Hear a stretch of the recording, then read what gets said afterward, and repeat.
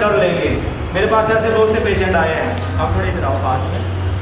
मेरे पास ऐसे बहुत से पेशेंट आए हैं डॉक्टर जी कि वो कहते हैं कि मैंने कहा आपको भेजा किसने मेरे पास योग करने के लिए? बोले टांडा गए थे तो वहाँ डॉक्टर ने भेजा, बोला जाओ आप योग भी करो साथ में, ये मेडिसिन भी खाओ।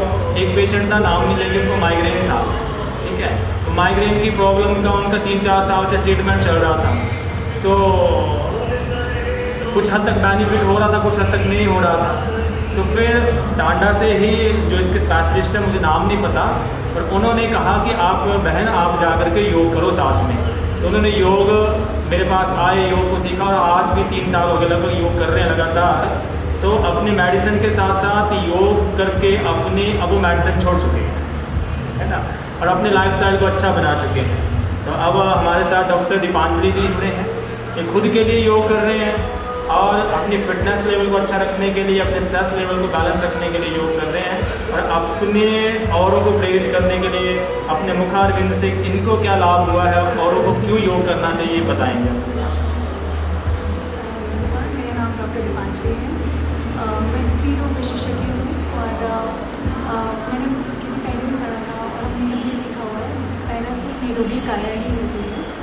तो अभी जैसे हमारे पास जो पेशेंट्स आते हैं कि PCOD के, PCOS के, तो हम लोग स्पेशली उनको लाइफस्टाइल मैनेजमेंट बताते हैं और साथ साथ में उनको दवाइयाँ भी देते हैं।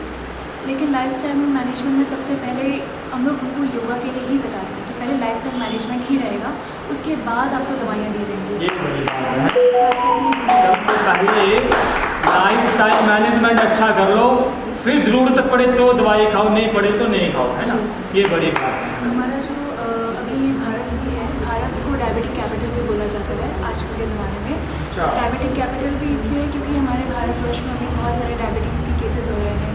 अब पहले डायबिटीज़ के केसेस भी बहुत ज़्यादा होते थे, अब इस पर औरतों का भी बहुत बड़ा प्रभाव पड़ रहा है। चूँकि मैं स्त्री रोग विशेषज्ञ हूँ तो इसलिए मैं औरतों को बहुत ज़्यादा, औरतों की बीमारियों को बहुत ज़्यादा अच्छी तरीके से समझती हूँ। तो आजकल PCOD, PCOS, इनके ये जो डिजीज़ हैं ये अब ग्रोइंग डिजीज़ हैं और आजकल कम से कम 30% औरतों को तो ये PCOS की तरफ जा रही है और PCOS हो रखा है उनको।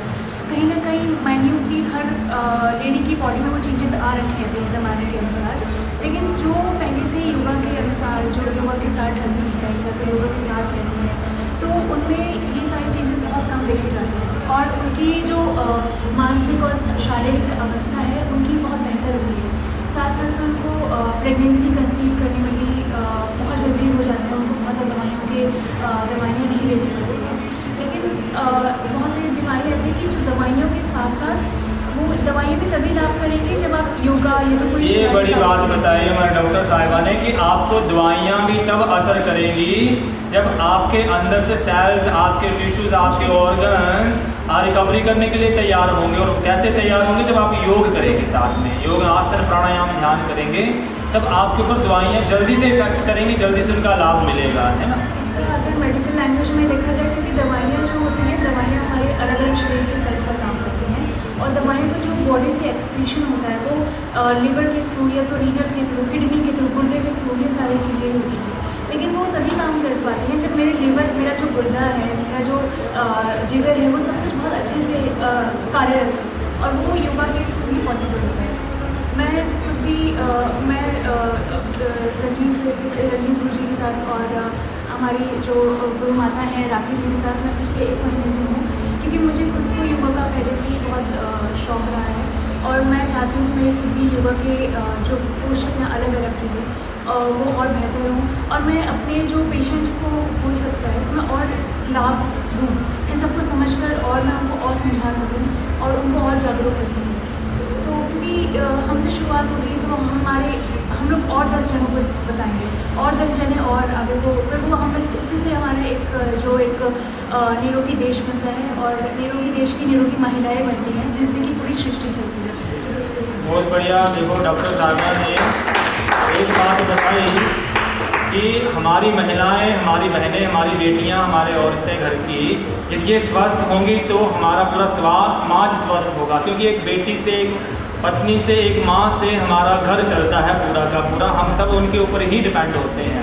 माता बेटी बहनें घर में नहीं होंगी तो पुरुष भी कुछ नहीं कर सकता है ना। अपना पुरुष तो डिपेंड ही महिलाओं के ऊपर है, तो एक महिला से यदि देश निर्माण अच्छा करना तो पहले महिला को निरोगी होना होगा। तो महिला यदि निरोगी है, मानसिक रूप से धैर्यवान है, सहन शक्ति उनमें ज़्यादा है, वो देश का अच्छा निर्माण कर पाएंगी। और ये कैसे होगा, जैसे हमारे डॉक्टर साहब ने बताया, योग करके, है ना। और एक बात इन्होंने बताई, देखो ये हमें शर्म आती है कि आज हमारा भारत जो है डायबिटीज़ का कैपिटल हो गया। हमारा भारत देश कैसे डायबिटीज़ का कैपिटल बन गया। एक मैंने और आर्टिकल पढ़ा था कि कैंसर का भी अभी कैपिटल बन चुका है हमारा इंडिया पूरा, है। और ये कैंसर, ये डायबिटीज, ये स्ट्रेस भारत में कैसे आ गया। भारत तो हमारी ऋषि मुनियों की, वीर वीरांगनाओं की धरती, और रोज़ यहाँ पे कोई ना कोई उत्साह के त्यौहार, रोज़ कोई ना कोई हमारे उमंग भरे दिन रोज़ आते हैं।